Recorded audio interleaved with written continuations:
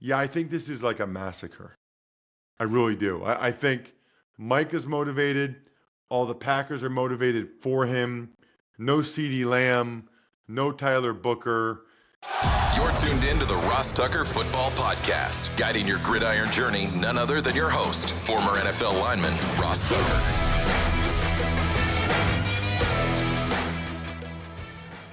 Oh, yeah, it is. But it's not just any Ross Tucker Football Podcast. Never is. We are Monday through Saturday, 6 days a week during the season, making sure you have the latest information going on in the NFL in 28 minutes or less. And it's a Picks Wednesday. I make my picks here on this show pretty much before anybody else makes their picks anywhere else. Why not?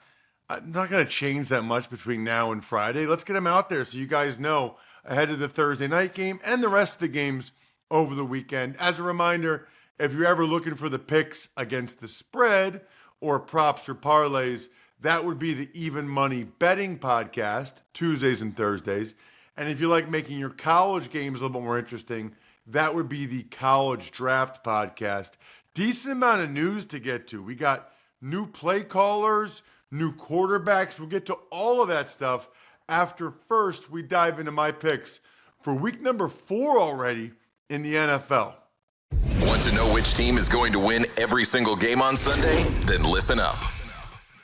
All right, Ross, we're starting off with the Seattle Seahawks. They're traveling to Arizona to play the Cardinals.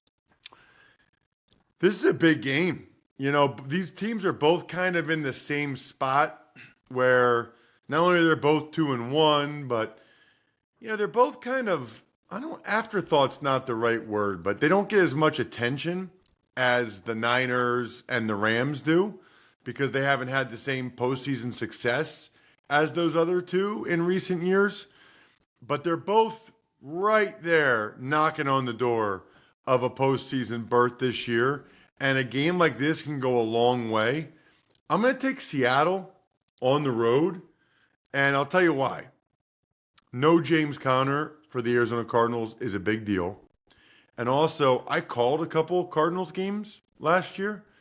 And studying them and their matchups against the Seahawks, first of all, they had Kyler Murray in a blender. I think he threw 2 picks in both of them. And secondly, their D-line rocked the Cardinals' O-line. I mean, they beat them up front. Their D-line is legit with Murphy and DeMarcus Lawrence and Leonard Williams. So give me Seattle to get 3 in a row. They actually play better on the road than they do at home. Cardinals coming off a hard-fought game against the Niners. I'll take Seattle to get this one done. Feels like, I'm going to say 24-17 Seahawks. Next up, we've got the Minnesota Vikings. They're at the Pittsburgh Steelers. The Minnesota Vikings. So at least the Steelers now have some semblance of an idea of what Kevin O'Connell is going to call and what the game plan is going to be like with Carson Wentz under center.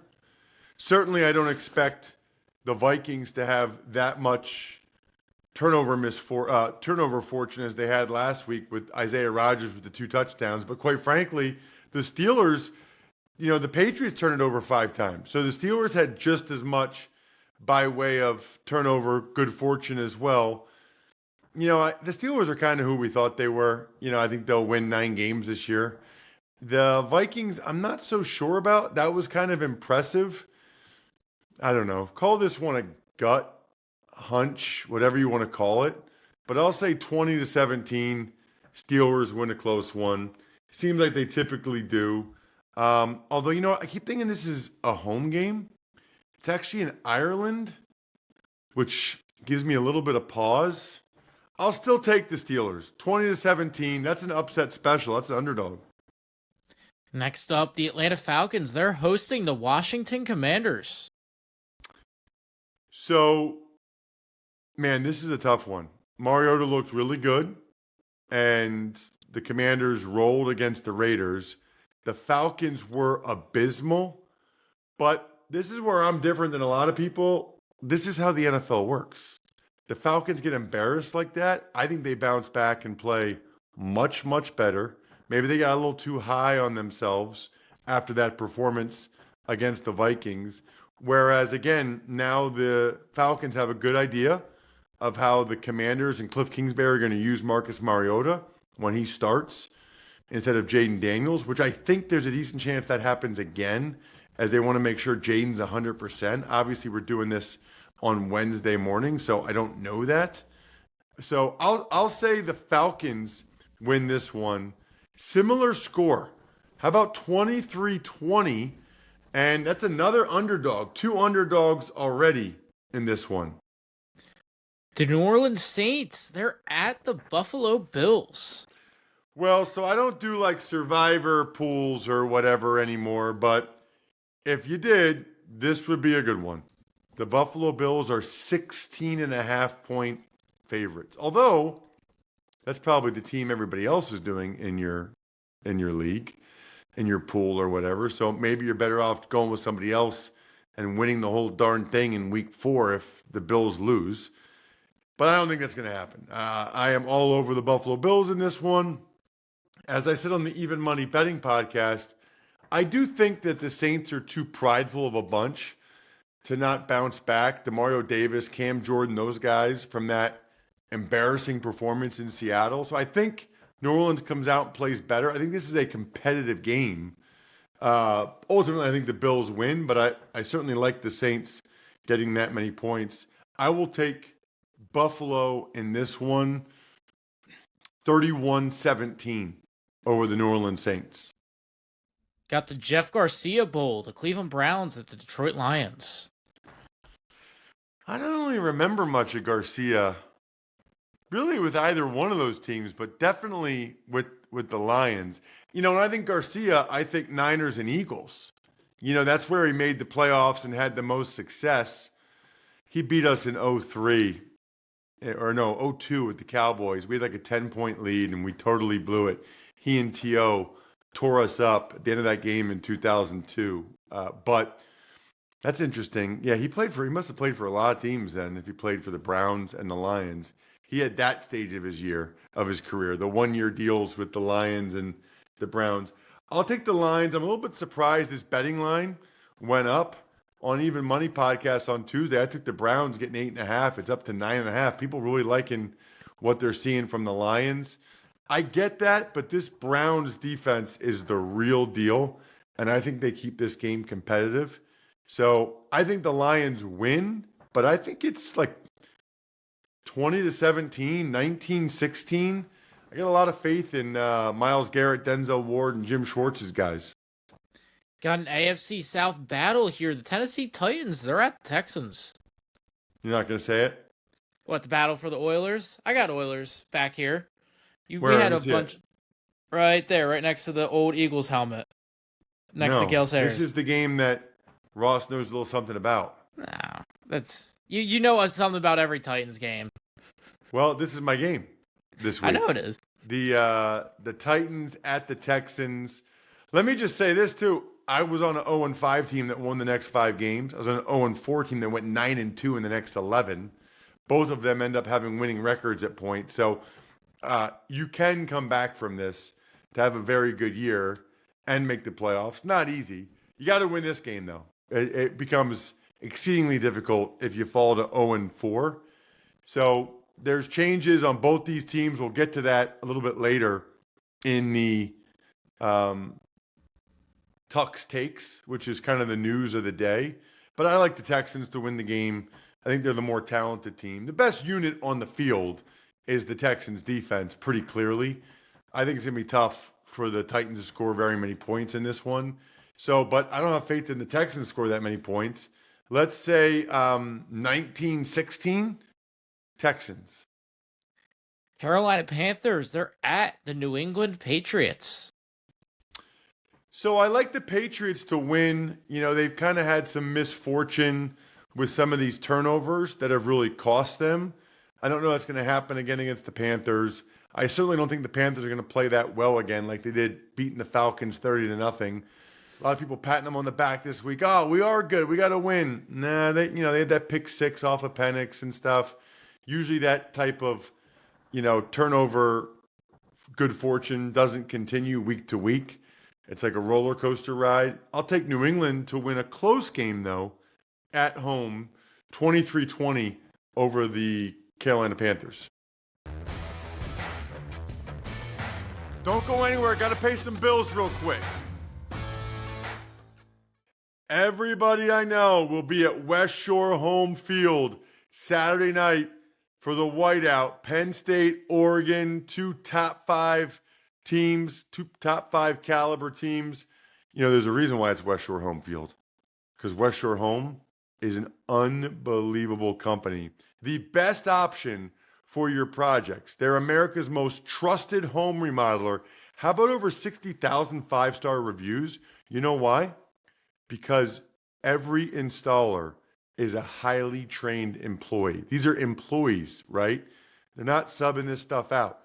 Right now, you can buy a full bath remodel and get a shower, replace another bathroom free. Buy one, get one. Or a house full of windows, you'll get entry door free. 12 months, no payment, no interest financing. And for just you guys, you get an exclusive discount of $500 if you go to westshorehome.com/Ross to schedule it. See website for details, westshorehome.com/Ross. I did an absolutely epic taste test with Labatt Blue, folks. It was amazing. If that video is not out already, it will be soon. Check it out. It's hilarious and amazing. And then go ahead and buy some Labatt and then get rewarded for it. I love this concept. I don't know who came up with this at Labatt, but it's genius, right? Anytime you buy Labatt or Labatt Blue Light, take the receipt, go to rewards.labattusa.com, upload the receipt, you rack up the points, you can do it on your phone, and then next thing you know, you're getting awesome merch. I told you I got the mini fridge and the cooler backpack. Rewards.labattusa.com. New York Giants, they are hosting the Los Angeles Chargers. I don't know how you pick the Giants. Huge news. We're going to get to this later, but the Giants are moving to Jackson Dart as their starting quarterback. I'm quite sure the Chargers probably aren't that excited about it because, it's the unknown. Now, they'll have a good game plan in for him. I know Jesse Minter will, their D coordinator. Their defense has been very good so far this year. Derwin James has been a monster. I think Jackson Dart will have some flashes of brilliance in this game, but also have a critical error or two that ends up being the difference in the outcome of the game. I'll take the Chargers, not a blowout like the Giants have been getting blown out. Chargers 20, Giants 16. One of the games of the day, the Philadelphia Eagles, they're at the Tampa Bay Buccaneers. Two undefeated squads. Mike Evans is going to miss the game. He's out at least a couple weeks with a hamstring injury. That's no good for the Bucs. Although they might get Chris Godwin back, which would be good. I'm so impressed that they've won these games with this revamped offensive line, especially doing it against the Texans D-line. Certainly the Eagles need to stop the run, knowing that the Bucs don't have Mike Evans, and they need to dominate when Baker drops back to pass. For whatever reason, the Bucs have really had the Eagles' number. I mean, they beat them by 3 scores twice in calendar year 2024, including last season. It's the last loss the Eagles have had in a game that Jalen Hurts started and finished. It was a year ago, which is super impressive. I'm going to take the Eagles. I just think they're the healthier team in this one, and that plays out 24-20 Birds. Got an NFL Western Conference battle, the Indianapolis Colts at the LA Rams. What is the Western Conference? That was how the NFL was split up. It was the East and West in the pre-Super Bowl era. I guess technically post-Super Bowl era too, to start. Eastern and Western Conference. Yes. Indianapolis didn't have a team. So you're saying the Baltimore Colts? Yes. And the Baltimore Colts were in the Western Conference. Yeah, I had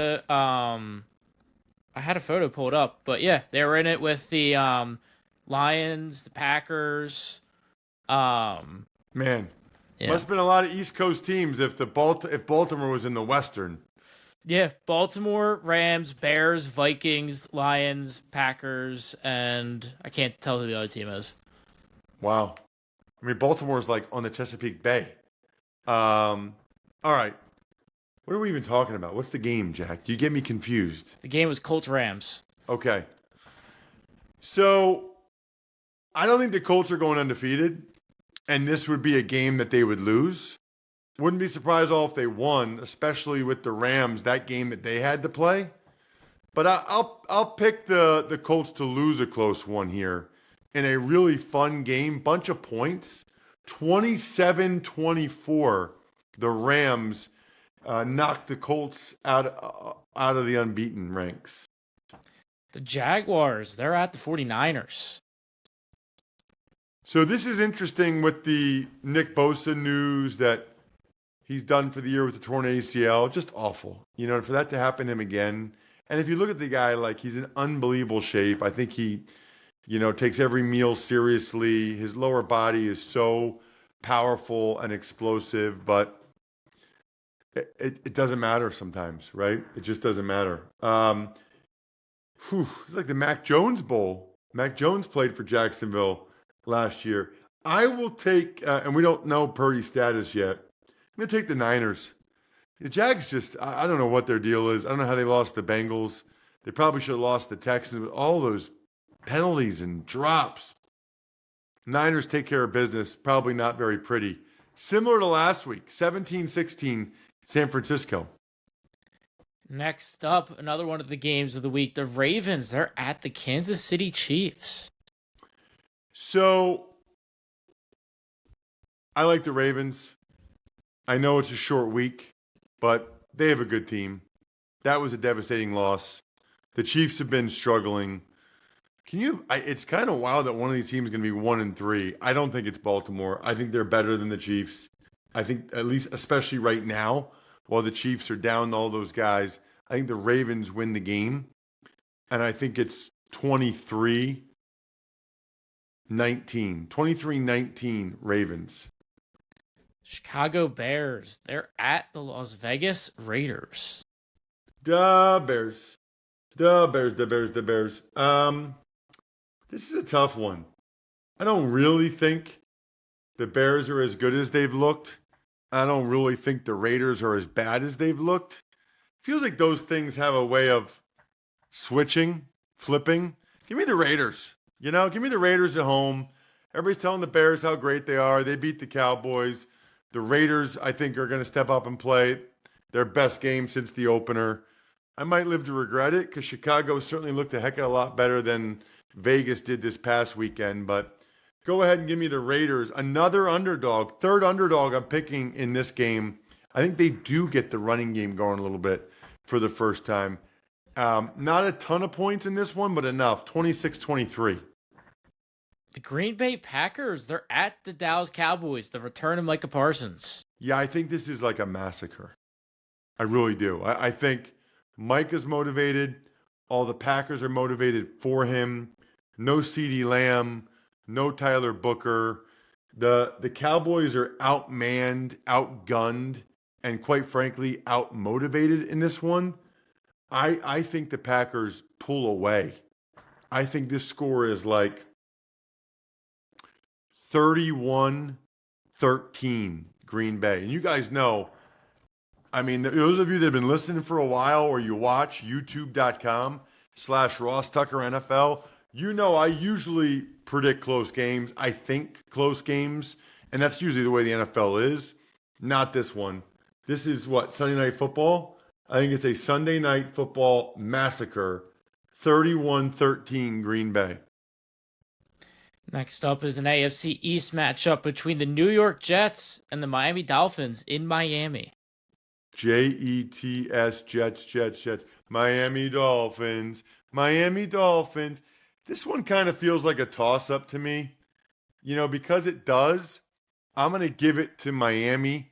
Extra time to rest and prepare, number one. Number two, they did a lot of positive things, especially in the second half of that game in Buffalo. Although certainly so did the Jets at Tampa. But I still have more faith late in Tua than I do in whoever the quarterback is for the Jets. Give me the Dolphins, and I'll say 27-24. Miami, maybe more points than that. Neither defense has been great. Could be up to 34-31, 31-28, something like that. But I'll take the Fins. Battle of the Orange teams, the Cincinnati Bengals at the Denver Broncos. Which uniform do you like better? I like, in general, Cincinnati's, but overall the Broncos throwback is better than anything. The blue helmet. Yeah, that's pretty sweet. That's what it was when I was growing up. What was their uniform when you were growing up? It was the like the Terrell Davis, late John Elway, like the Navy's. Oh, yeah. That's not a bad ones. uniform, but it's not like the throwbacks. Not a fan of it. It almost looks like that helmet over your head for people watching youtube.com/RawStuckerNFL. That helmet over your head, I think it's a Super Bowl helmet, but it looks like a Bronco helmet. Yeah, it's a Super Bowl, keepsake, Super Bowl 59 mini helmet. That you got last year. Yeah, I got it when we were in New Orleans. Got it. So is it Super Bowl 60 this year? It is. Wow. That's wild. All right. I like Denver. I think they're the better team. Bengals, I mean, that stat out there about negative 54 yards before contact for Chase Brown is just insanity. The Broncos are a good team. I know they lost the last two close ones, but they're a good team. They were right there in both of those games. Certainly could have won against two undefeated squads, the Chargers and the Colts. Give me the Broncos all day in this one. And I'll say Denver 27, Cincy 17. I actually think Denver might even win by double digits. I like the Broncos quite a bit in that one. I also like when we have some juicy news to get to, Jack, on a Wednesday morning. More great stuff right after this. So I'll be in Houston Sunday for the Titans and the Texans. And that's one of the things I love about the Game Time app. I have Houston pulled up, right? So Rice has women's volleyball Friday night if I wanted to go. My daughters both play volleyball. You can go to that Texans-Titans game I'm going to. Somebody's got to win. $62 is the get-in price on the Game Time app on my phone. Oh my goodness. Friday and Saturday, the Savannah Bananas are going to be in town. That's awesome. People love them. Houston basketball. I actually went to a Houston basketball game last year.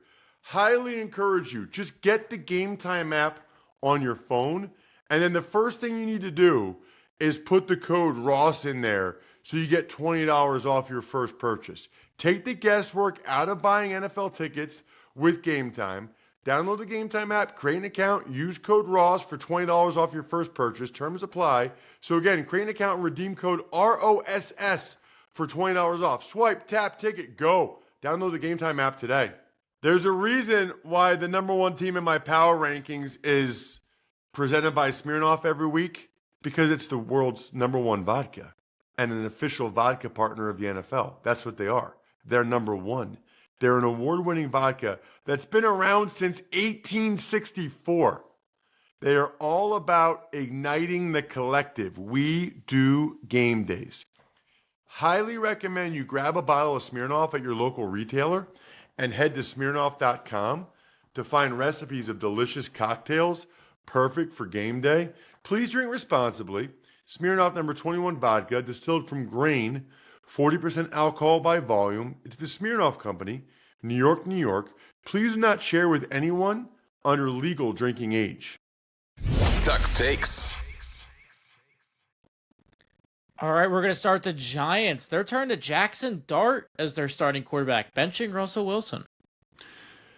So the question is not even really about Jackson Dart. Obviously, this is the last-ditch effort for Brian Daboll as the head coach, Joe Shane as the GM, to try to retain their jobs, right? Is to see if they can catch lightning in a bottle, win enough games with Jackson Dart that the fans and media and ownership buy into, giving them another year to continue the momentum that they have with Dart.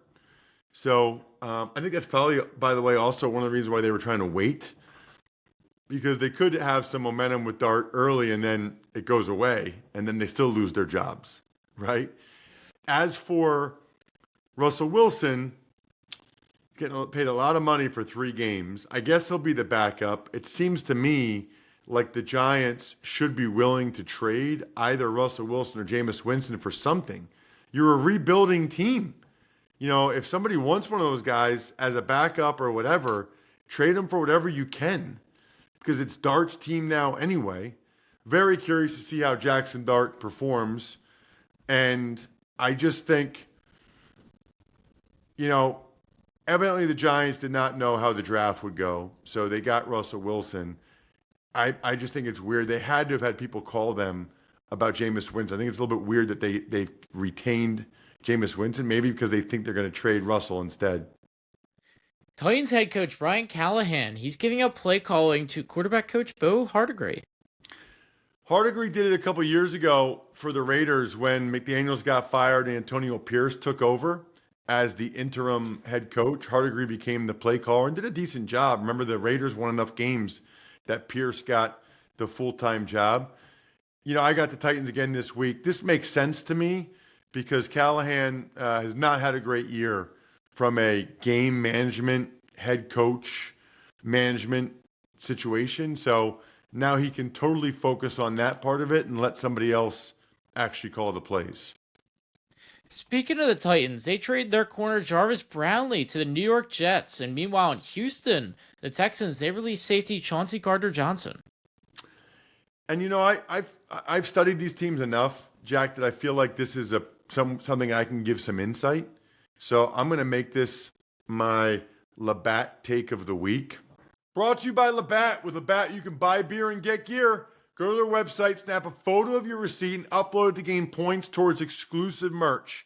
Any size, any product, anywhere you're buying Labatt. Send them at rewards.labattusa.com. If you judge this trade based solely on, let me take a step back. If you judge these moves based solely on what you've seen from these guys on the field, I think you're probably doing it wrong. These teams always have access to more information than we do. For Gardner-Johnson, he's been on 5 teams in the last 5 years. He's a talented player that makes some special plays, but there's something going on there, right? I mean, if he keeps getting cut, teams trading him, moving on from him, there's more than meets the eye. And for the Titans to trade Brownlee, who's a talented young player, to move up from a 7th-round pick to a 7th-round pick, there has to be something going on there too. Has to be, right? So we don't always know. That's one of the issues for fans and us in the media. We're not around these guys every day. We don't always know locker room dynamics, family dynamic. I have no idea. I have no idea for either one of these guys. I just know if you think a move doesn't make sense, there's usually a lot more involved than you realize. Some other notes around the league, that includes Bucs wide receiver Mike Evans. He's expected to miss several weeks with a hamstring injury. The Browns, they lose their left tackle DeJuan Jones for the year. And the Commanders, they signed safety Darnell Savage. Savage played, a former first-round pick, played at Maryland in college. So he might be a local guy, which would be cool. DeJuan Jones, that is a huge loss, literally and figuratively, at 6'8", 375. The Browns thankfully have Cornelius Lucas, who can hold it down. But, if they thought he was as good as DeJuan Jones, he would have been starting already. So that's not good. I believe DeJuan Jones was in a contract year, and this was his opportunity to prove he could be the long-term left tackle for the Browns. So that's a major bummer for him, unfortunately. And then for Mike Evans, he had a hamstring injury last year. They say it's not as bad as last year, so that's a good sign. I think it's a good sign when you guys rate and review the show. I appreciate that greatly. You can have a chance to win something signed memorabilia if you do that. Rate and review, just email it to me, ross@rosstucker.com, or take advantage of any of our sponsors. Spread the word via social media @RossTuckerPod, or make a comment on YouTube, youtube.com YouTube.com/Ross Tucker NFL. I think we're done here. Thanks for tuning in to the Ross Tucker Football Podcast. Make sure to also check out Even Money, Fantasy Feast, and College Draft, all on the DraftKings Network, YouTube, or subscribe to the podcast on your favorite platform. Shout out myfrontpagestory.com. If you've ever wanted to get anything from me, a video, an autograph, anything, the way to do it is myfrontpagestory.com. It's really that simple. That guarantees you basically whatever you want. Just make sure you forward me the email, ross@rosstucker.com, and let me know what you want. Backofficescheduler.com, humanheadnyc.com, Sporticulture, Pizza Boy Brewing.